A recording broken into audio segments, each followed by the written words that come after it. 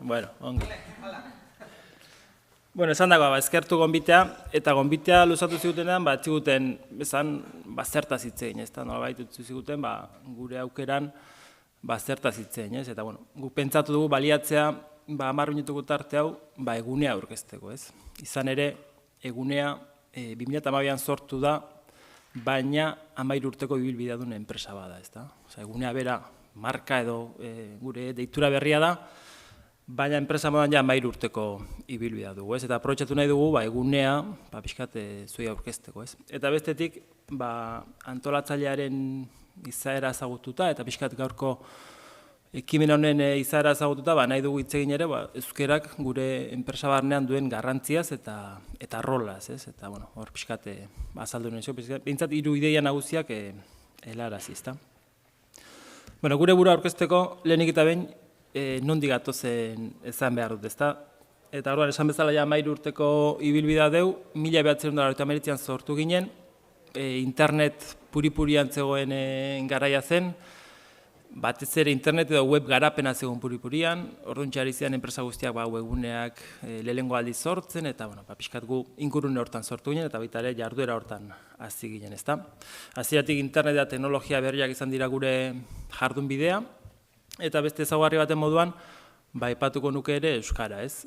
Batez ere hasiera horretan, plazaguneak beti izan duelako helburu, nolabait, gabeziak edo egon ditezken hizkuntz beharrei erantzun bat ematea, ez? Eta hor, nik aipatzekotan, egitasmo batzuk aipatuko nituzke, ez? Euskal Herria Org webposta doako euskarazko zerbitzua 2001an sortu zena, eta gaur egun oraindik martxan dirauena, baina badira beste hainbat, ez? Jalgi.com, ezagutu.com, mapagunea.com, eta beste hainbat, beti ere, garai hartan euskarazko eskaintza bat handitu edo bermatu nahi zutena zarean, ez?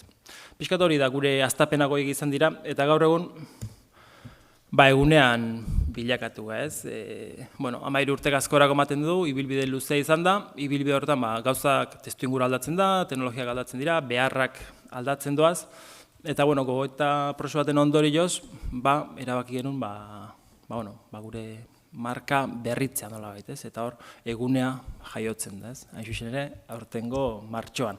Eta eguneak bere baitan 2 jarduera lerro bereiztu ditu. Batetik egunea bera, eta gero azalduko zuet zertan gabiltzan, eta gero bere baitan ikasbit izeneko beste lan lerro bat dugu, ez? Biak ere bereziak dira, bereiztua dira eta autonoma dira hainbatetan, baina biak ere egunea barruan englobatzen dira, nola baita izateko, ez?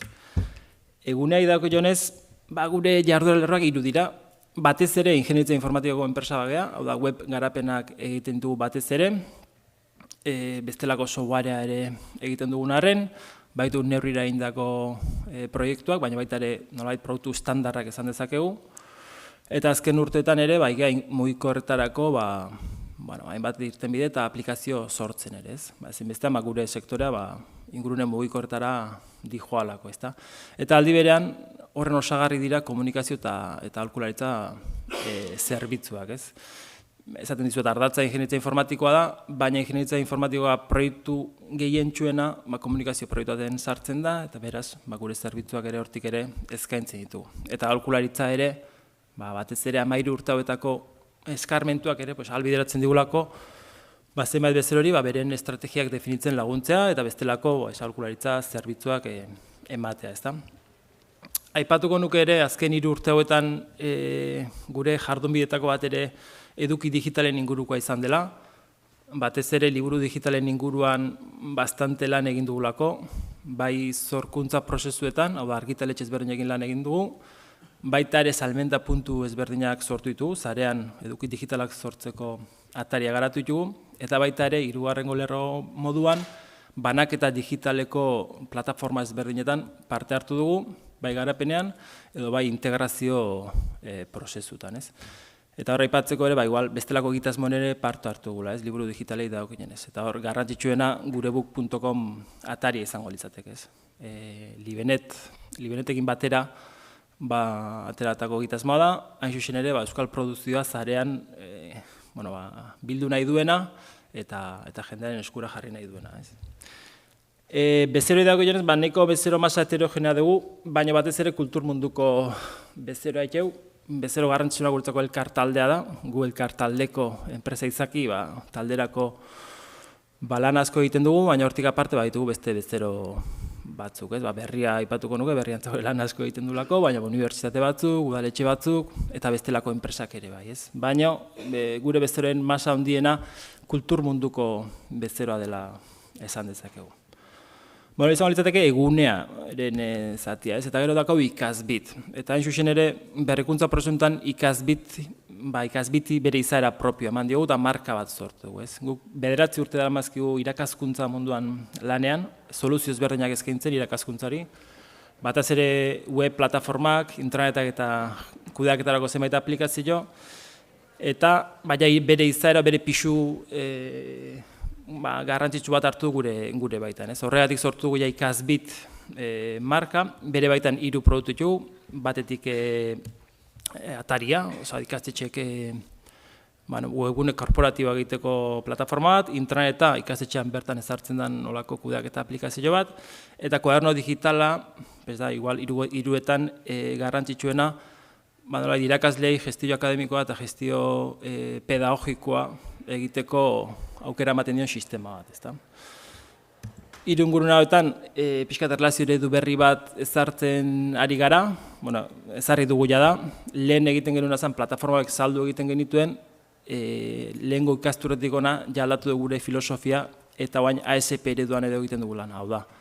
Ez ditugu plataformak saltzen, baizik eta ikastetxeei zerbitzuak eskaintzen dizkegu eta eurek zerbitzuen erabileraren araberako ordainketa egiten dute, ez? Hau da, erabiltzen dutenean ordaintzen digute, ez dutenean erabiltzen, ez dute ordainketara egiten, ez?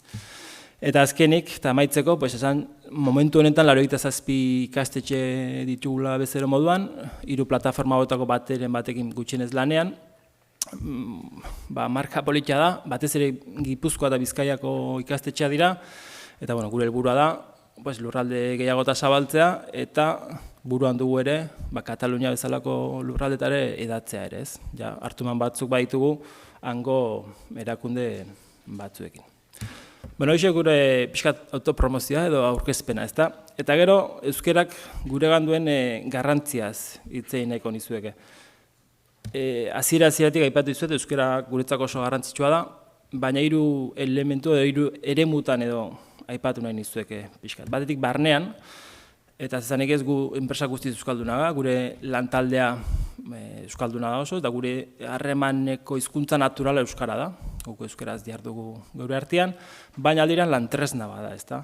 Guk lanerako hizkuntza euskara dugu, lanerako prozedura guztiak euskaraz diteu, dokumentazio guztia euskara sortzen dugu, eta lanerako erabiltzen ditugu hainbat sistema ere euskara utzan ditugu, ez? Beraz, esan dezagu, euskara dela gure lan tresna oinarrizkoena, ez? Haixere, zaila ikusten momentu honetan euskaraz ez dakien bat gure lantaldean lanean jarduntea. Didako lagun hori bezalaukak baldin badira, bai, ez? Ikasteko erraztasun hori izan ezkeo, zoragarri.